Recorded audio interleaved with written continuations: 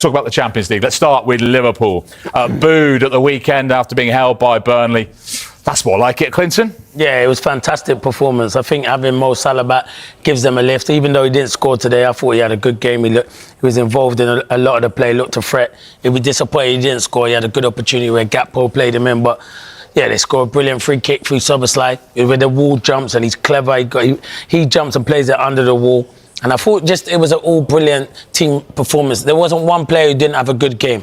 And you have to give special mention to the two new signings, Frimpong and Kirkes. They've been criticised, but I thought they defended well, were good going forward. In particular, Frimpong, who made the second goal for an own goal. So yeah, I thought it was a fantastic performance from Liverpool. And the biggest thing you take out of that, they were clinical, Jules, and they kept a clean sheet. So both done well at both ends. You do well at both ends, you'll win football matches. And how important for them to get through to the last 16 without the need of the lottery of the playoffs, because they've got Qarabag at home in the final game. Now, you'd expect them to win that one, which would surely see them through to the last 16. How important is that for them? And I guess not to have those 2 extra games in the fixture list. Well, that's what it is. We've got a busy fixture list, so not to have them 2 extra games will be brilliant for them. And you know what it's like. European nights at Anfield is a hard place to go, so it's going to be difficult for Qarabag, and you expect Liverpool to get through. So tonight was an important one. Going to Olympique Marseille, everyone thought it would be different, could be a kind of banana skin. It's a difficult place to go. The atmosphere is hostile. As soon as Liverpool took the lead, it just went quiet, and they were outstanding. Professional performance, and Arne Slot would be happy with that performance. Really happy with that performance. And the performance by a number of their new signings as well. There's been question marks over how a lot of them have settled in, but all came to the fore tonight. Yeah, they did. As I just mentioned, Frimpong and Kirkes, but Wirtz in particular, he looks like he's stepping up. He's got an understanding with Ekitike. You could never question Ekitike. I think he's been their best signing. He's been outstanding, but I think they have a good combination. They're always looking for each other. So yeah, really positive performance moving forward. And yeah, hopefully we're talking about Liverpool climbing up the table and getting positive results, but this was an outstanding result. They went to a hard place, and they were easily the better team and thoroughly deserved the victory. So credit, and they move on to the weekend. Yeah. Mo Salah back in the team, and Liverpool 3-0 winners and looking good for the last 16 of the Champions League. Chelsea in with a good chance as well after their win tonight against Pafos, only by 1-0. Steve, were they better than the scoreline suggested? They was. I think it's one of them. There'd be Chelsea fans going away from Stamford Bridge tonight a little bit, not disheartened, but a little bit jittery just by going, I don't know what to make of that tonight, because they won 1-0 against a team from Pafos, really, that before the game people were thinking that's probably going to be 3 or 4, pretty easy. They had to work hard tonight, and what I really liked and respected about their performance was they moved the ball sharp. They moved the ball from side to side. They didn't get disheartened. There weren't hands going up in the air or players blaming each other when a pass didn't come off. And it looked like a team that was buying into whatever Rosenior was saying at in the training pitch, because when they lost the ball as well, wherever they was on the pitch, they hunted it down within 5 seconds to regain the ball and then move it again.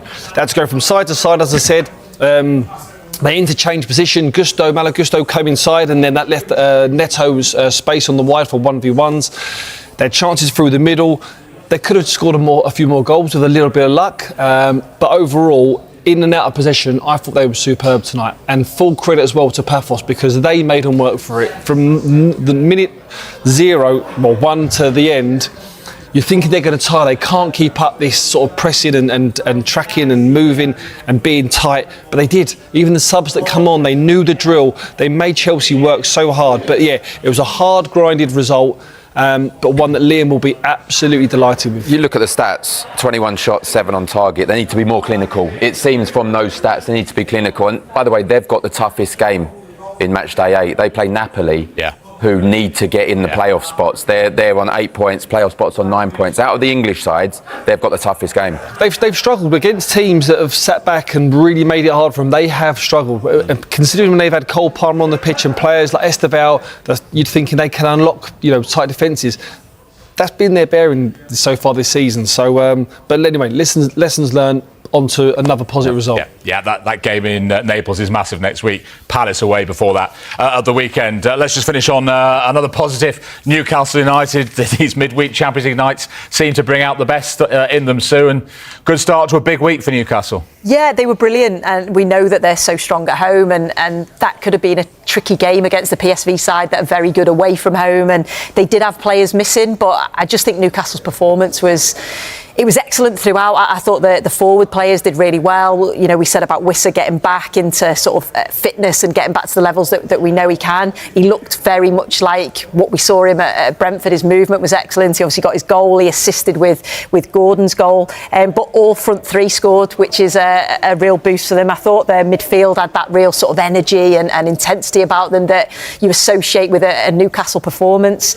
I think the only sort of downside was Bruno Guimaraes having to go off, and you just hope that's not a bad one, because they need him. They need his sort of quality. Although Lewis Miley came on and did a brilliant job in there, then he went to right back and did a brilliant job in there as well. So yeah, a real sort of strong performance. And I think second half they managed the game really well. They were 2-0 up, and PSV had, you know, decent bit of possession, but they just stayed in shape. They didn't take any risks. They then scored the third goal, and they could relax. And then you could see that once they brought the subs on, they were going for that fourth goal. So yeah, really good performance. I think Eddie Howe will be delighted with that. And we've heard it all before.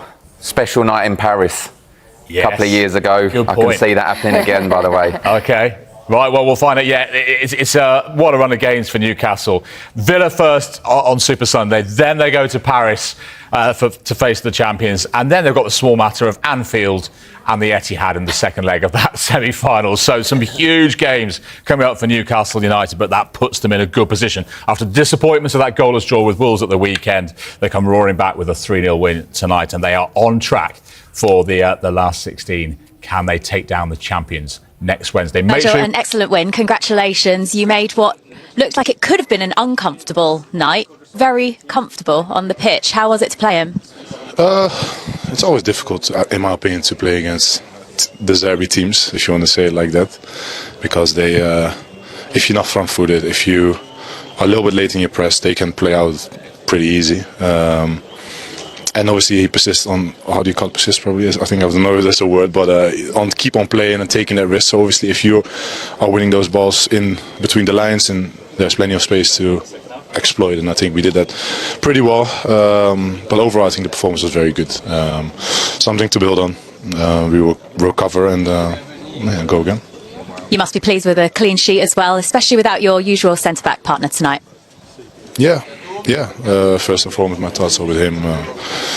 But yeah, listen, I've played with Joe many times, and helped that we are very good friends as well. But I think he was outstanding. The third goal, he was the one that started it all off, and pleased for him. But pleased for the whole team. Everyone put a shift in. That's how it should be, especially if you play for Liverpool. And also, it was obviously under the circumstances, a very good atmosphere. It was a stadium I've never played before, and I was really looking forward to it. And yeah, nice atmosphere. As you say, is the key now to using this victory to go on a winning run and keeping that consistency going and building momentum? Yeah, but I think we always keep saying it after a win or a good result. I think for us it's just to fully focus on recovery right now, and then we're going to go to Bournemouth, because Bournemouth is a very difficult team to beat.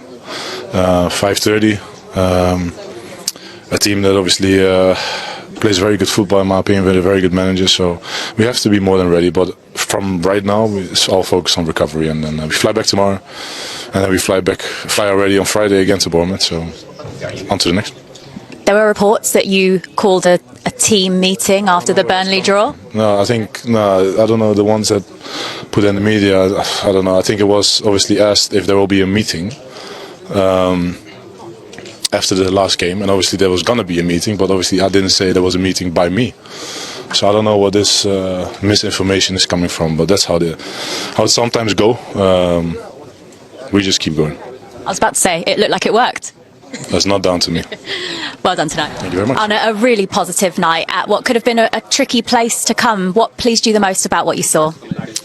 No, it could have been a tricky place to go. It is a tricky place to go because of their fans, but definitely also because of the players they have and the manager they have. They have always a very good idea of how to play, and we had to be really good today to beat them, and I think that's what we were. Already in the first half there were 3, 4, 5 moments where we took the ball off them, and we should have done better in the counter-attack. And on the ball we were very positive again today, but we generated less chances than we did Saturday. But now we scored 3, and then everyone probably is much more positive than when you create 5 times as much chances on Saturday but you only score 1. Yeah, how pleased were you though to have got that second and the third goal to kill the game off? Maybe something that you would have liked to do more this season. Yeah, definitely. In the last 13 games where we've been unbeaten, we've only been 54 minutes behind. In all the other games, almost we went a goal up. But we gave away that lead somewhere during the game. And today, again, I think we had much earlier in the game the chances to finish it off. One of the best examples was when we hit the bar or the post with Hugo Ekitike, and in the counter-attack they almost scored the 1-1. Now, in our season you would have expected that ball to go in, so people could complain a lot about us again. But today we probably deserved what we got, and we weren't unlucky as we've been so many times this season. What's the key now to using this victory and going on a consistent run of winning games? I know so well why we're not consistent, and that has mainly to do with when a game is more open, when tactics are involved, when players can play through the lines, when they can show how good they are. That's a completely different game than against the low block. You need completely different quality against the low block, and in a low block it has not so much to do with what you prepare before the game. You just have the ball a lot, you get in the final third, and something should happen. I think Pep said something very good about it, what I've said 15 times this season already as well, what the importance is of facing a low block. And you cannot compare that with a game tonight where both teams want to play out from the back, where both teams want to press.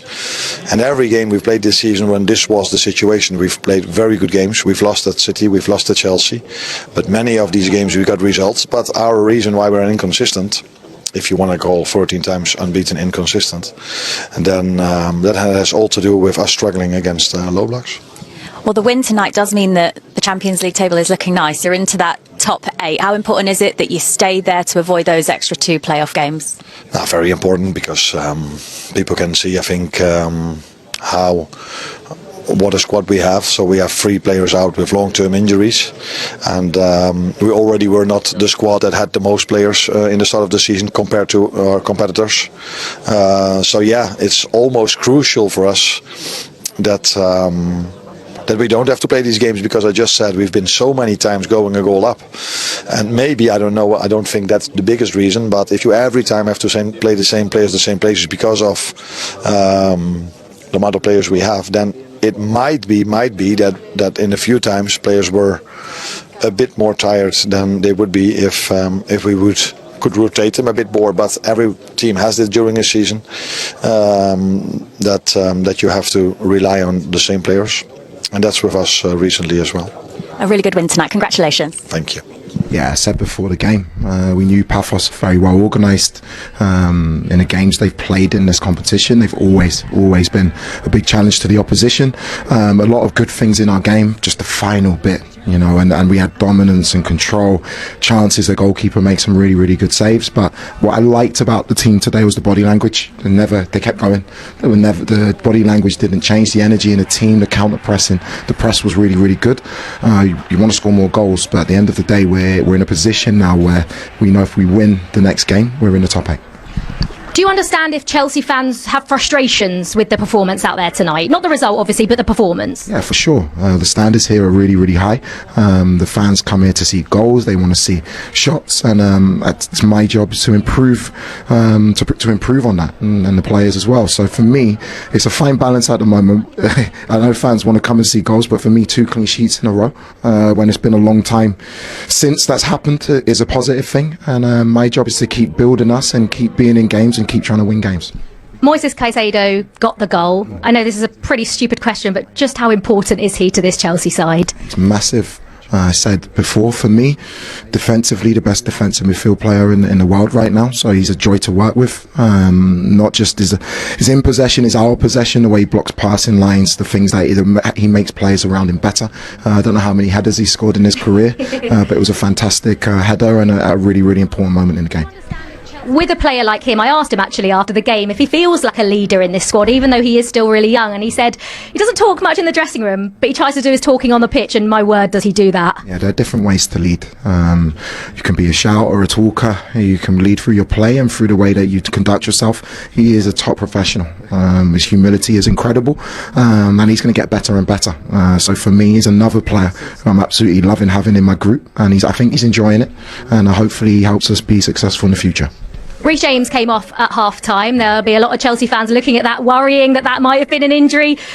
Nothing to do with an injury, just precautionary, managing his minutes. Managing the group as best as I can. We have so many games. Reece is so important. I don't normally do pre-planned subs, but I wanted Reece to feel the way I wanted the team to play.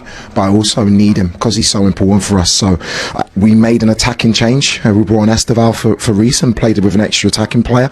And I thought Esteval, when he came, was very, very good as well.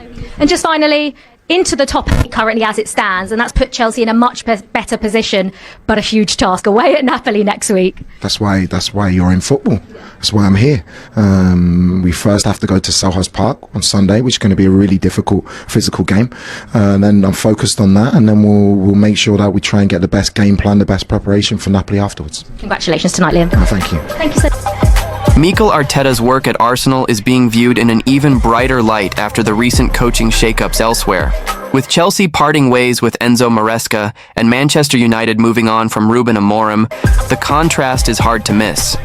Arsenal has kept moving forward under Arteta, giving him time through difficult stretches, and now seeing the payoff as the club pushes again in the Premier League title race. It also raises a bigger question about strategy. While Chelsea and United are changing direction again, Arteta has been in place for more than 6 years, outlasting a long list of managers across those two clubs in that span. That stability has become part of the story, and it was a major talking point on the Seeing Red podcast with Tom Canton and John Cross. Beyond reacting to Amorim's dismissal and breaking down wins over Aston Villa and Bournemouth, plus Manchester City's loss to Chelsea, the conversation kept returning to one core idea: structure. Not just who is the coach, but how much power that coach has, and whether the club is built to support a long-term project. Cross pointed to Arsenal as a rare example of patience turning into real strength. He argued that Arsenal's willingness to back Arteta through the messy early phases helped create the stable position they're in now, and that this kind of time and support investment is what can turn a club into something truly solid. Canton's response was sharp and honest. Arteta's arc, he said, has almost become a problem for other clubs, because it tempts them to keep coaches they probably shouldn't. But at the same time, it's still the best example of what can happen when you hire the right person and actually give them time. And that time wasn't smooth. The discussion highlighted how Arsenal could easily have pulled the plug early. 2 8th-place finishes, then 5th, missing out on the Champions League, and a Europa League semi-final exit to Unai Emery's Villarreal. Any of those moments could have pushed a club into panic mode. Instead, the argument is that Arsenal recognized the bigger reality. Arteta didn't have the resources to compete at the required level right away. The squad needed a rebuild. The roster needed to be refreshed. That's where the comparison to Chelsea and United becomes even more pointed. The podcast suggested that recruitment and decision-making structure are often what determine whether a coach survives. If signings don't land, results suffer. And if a coach doesn't have enough influence, or the club isn't aligned behind a clear plan, it becomes much easier for things to collapse.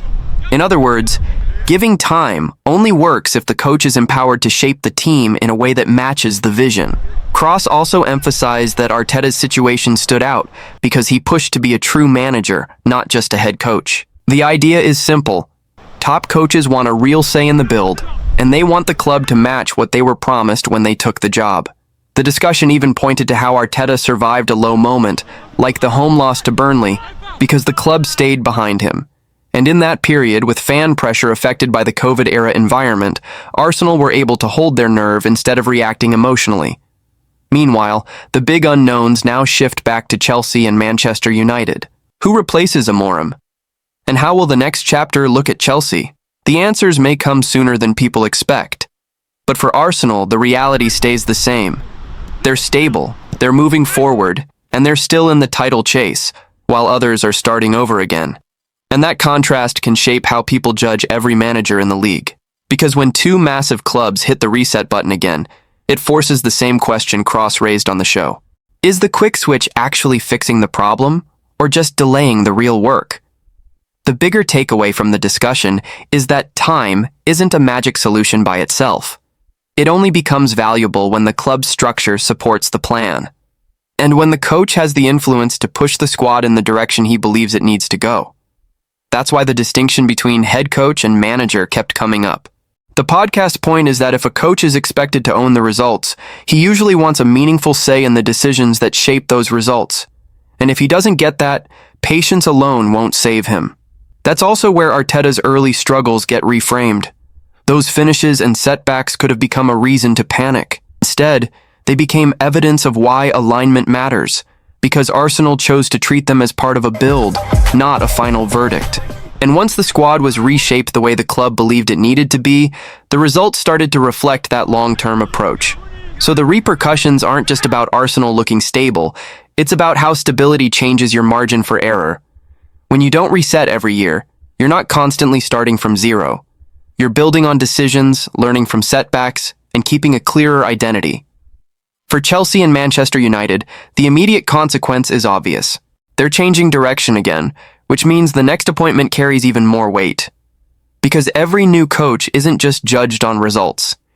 He's judged on whether the club is finally giving him the structure and authority that the role demands. That's why the question at the end matters so much. Who will replace Amorim, and how will Liam Rosenior do at Chelsea? Because those answers will test the exact theme the show kept returning to. Time, support, structure, and control. And for Arsenal, it's a different kind of pressure. Stability doesn't guarantee trophies, but it does keep you in the fight longer. And right now, while others restart, Arsenal get to stay focused on what they're already doing, chasing the Premier League title.